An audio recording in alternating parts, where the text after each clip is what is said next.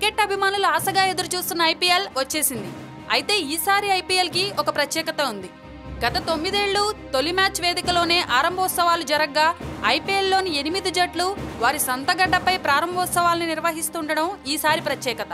అందులో మొదటిది హైదరాబాద్ ఉప్పల్ స్టేడియం. ఐపీఎల్లో ఇది 10వ సీజన్ కావడంతో దీన్ని ప్రత్యేకంగా భావించి స్థానిక ప్రేక్షకులకు వినోదం పంచాలన్న ఫ్రాంచైజీల కోరిక మేరకు 8 వేదికల్లో ఆరంభ వేడుకలను నిర్వహించాలని ఐపీఎల్ పాలక మండలి నిర్ణయించింది. ప్రతి ఫ్రాంచైజీ తన సొంత గడ్డపై తలపడే మొదటి మ్యాచ్కు ముందు ఆరంభోత్సవాన్ని నిర్వహిస్తుంది. ఈ నేపథ్యంలో హైదరాబాద్దే మొదటి వంతు. Sunrisers Hyderabad, Royal Challengers Bengaluru జట్ల మధ్య తొలి మ్యాచ్కు ముందు ఉప్పల్ స్టేడియంలో ఆరంభ వేడుకలు నిర్వహించనున్నారు. అరగంట పాటు ఈ ఆరంభోత్సవం ఉంటుంది. ఆరంభ వేడుకలకు తెలంగాణ రాష్ట్ర ముఖ్యమంత్రి కేసీఆర్ ముఖ్య అతిథిగా విచ్చేస్తారని సమాచారం. 7 గంటలకు మైదానంలో సన్ రైజర్స్ బెంగళూరు ఆటగాళ్ల వార్మప్ మొదలవుతుంది.